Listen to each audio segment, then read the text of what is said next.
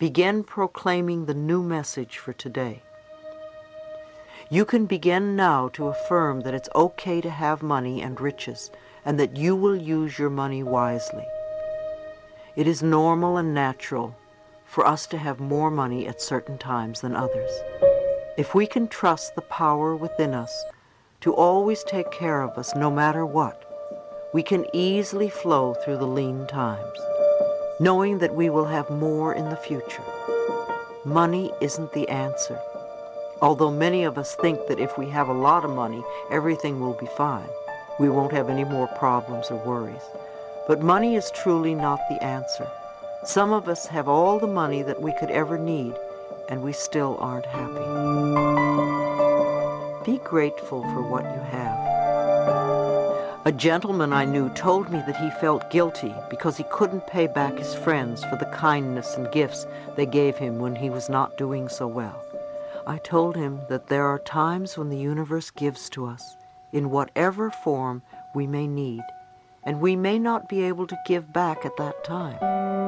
In whatever way the universe has decided to respond to your needs, be grateful.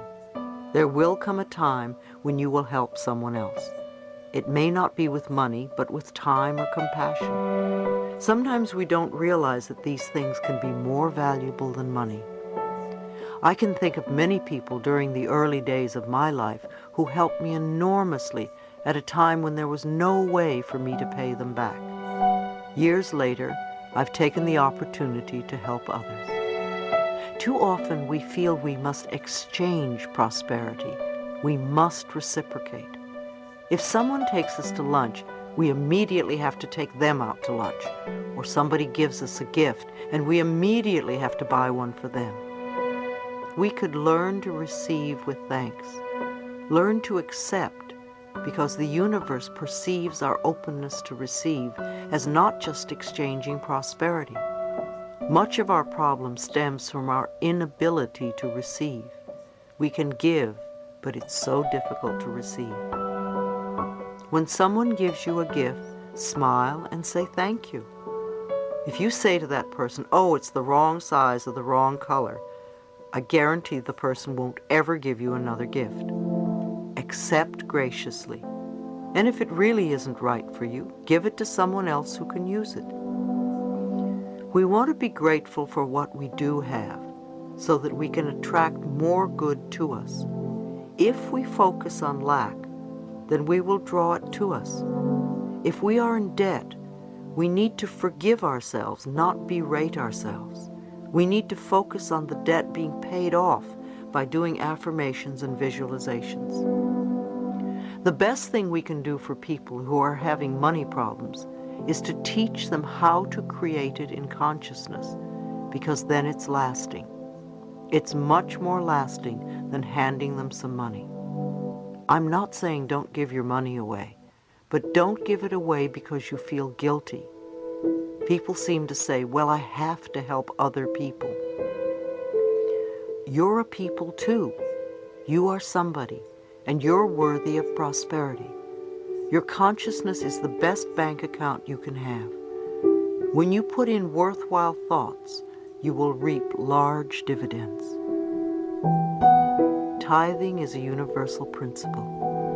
One of the ways to attract money into your life is to tithe. Tithing 10% of your income has long been an established principle. I like to think of it as giving back to life. When we do that, we seem to prosper more. The churches have always wanted you to tithe to them. It's one of their principal ways of gathering income. In current years, that has expanded to tithing to where you get your spiritual food. Who or what has nourished you on your quest for improving the quality of your life? That could be the perfect place for you to tithe. If tithing to a church or a person doesn't appeal to you, there are many wonderful non-profit organizations that could benefit others by your contributions. Investigate and find the one that is right for you. People often say, "I will tithe when I have more money." Of course, then they never do. If you are going to tithe, start now and watch the blessings flow. However, If you only tithe to get more, then you have missed the point. It must be freely given or it won't work. I feel that life has been very good to me, and I gladly give to life in various ways. There is so much abundance in this world just waiting for you to experience it. If you would know that there is more money than you could ever spend, or more people than you could ever meet, and more joy that you could possibly imagine, you would have everything you need and desire. If you ask for your highest good, then trust the power within to provide it for you. Be honest with yourself and others. Don't cheat, not even a little. It will only come back to you. The infinite intelligence that permeates all says yes to you. When something comes into your life, don't push it away. Say yes to it. Open yourself to receiving good. Say yes to your world. Opportunity and prosperity will increase 100-fold. Chapter 12. Expressing your creativity. When our inner vision opens, our horizons expand. Our work is a divine expression. When people ask me about my purpose in life, I tell them that my work is my purpose. It is very sad to know that most people hate their jobs, and even worse, that they don't know what they want to do. Finding your life's purpose, finding work that you love to do, is loving who you are. Your work serves as your expression of creativity. You need to go beyond your feelings of not being good enough or not knowing enough. Allow the creative energy of the universe to flow through you in ways that are deeply satisfying to you. It doesn't matter what you do, as long as it is satisfying to your being and it fulfills you. If you hate where you work or hate what you're doing, you will always feel the same about your job unless you change inside. If you go to a new job with your same old work beliefs, you will only feel the same way again in time. Part of the problem is that many people ask for what they want in a negative way. One woman had a very difficult time stating what she wanted in a positive way. She kept repeating, "I don't want this to be a part of the job," or "I don't want this to happen," or "I don't want to feel the negative energy there." Can you see that she was not declaring what she did want? We need to be clear on what we want. Sometimes it's troublesome to ask for what we want. It's so easy to say what we don't want. Start declaring what you want your work to be. My work is deeply fulfilling. I help people. I am able to be aware of what they need. I work with people that love me. I feel safe at all times. Or perhaps, my work allows me to express my creativity freely. I earn good money doing things I love. Or, I am always happy at work. My career is filled with joy and laughter and abundance. Always declare in the present tense. What you declare, you will get. If you don't, then there are beliefs within you that are refusing to accept your good. Make a list of what I believe about work. You may be amazed at the negative beliefs within you. You won't prosper until you change those beliefs. When you work at a job you hate, you are shutting down your power to express itself. Think of the qualities you want in a job, what it would feel like if you had the perfect job. It is essential that you are clear about what you do want. Your higher self will find a job that is right for you. If you don't know, be willing to know. Open yourself to the wisdom that is inside you. I learned early through Science of Mind that my job was to express life.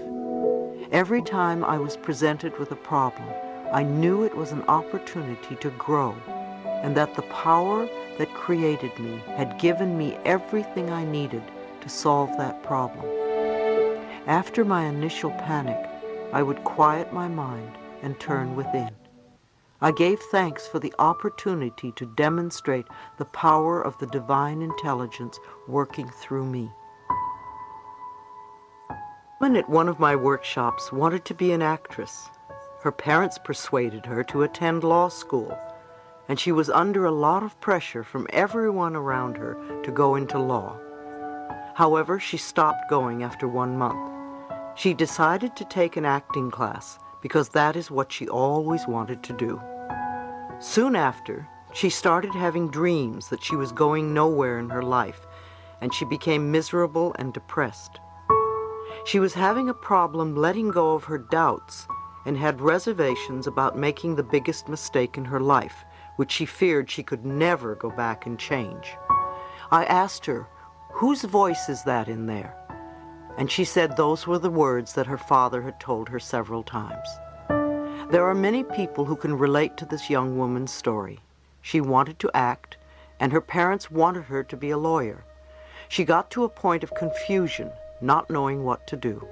She needed to understand that it was her father's way of saying, "I love you." If she became a lawyer, he felt she would be safe and secure, and that's what he wanted. However, it's not what she wanted. She had to do what was right for her life, even if it did not meet her father's expectations. I told her to sit in front of the mirror and look into her eyes and say, "I love you, and I support you in having what you really want. I'm going to support you in every way that I can." I told her to take the time to listen. She needed to connect to her inner wisdom and realize that she didn't have to please anyone other than herself. She could love her father and still fulfill herself. She had the right to feel worthy and able to do it. And she could tell her father, "I love you, and I don't want to be a lawyer. I want to be an actress," or whatever. It's one of our challenges to do what is right for us, even when those who care about us have other ideas. We are not here to fulfill other people's expectations. When we have strong beliefs that we don't deserve, we have problems doing what we want. If other people tell you that you can't have, and then you deny yourself, the child inside you doesn't believe it deserves anything good. Again, it comes back to learning and practicing ways to love yourself more each day. I repeat, do begin by writing down everything you believe about work and failure and success. Look at all the negatives and realize that those are the beliefs that keep you from flowing in this area. You may find you have many beliefs that say you deserve to fail. Take each negative statement and turn it into a positive one. Begin to shape in your mind what you want your fulfilling work to be. Your income can come from many sources. How many of us believe that we have to work hard to earn a good living? Especially in this country, there is a work ethic that implies that one must work hard to be a good person. And in addition to that, work is drudgery. I have found that if you work at what you love, you can usually create a good income for yourself. If you continually say, "I hate this job," you will get nowhere. You will get nowhere.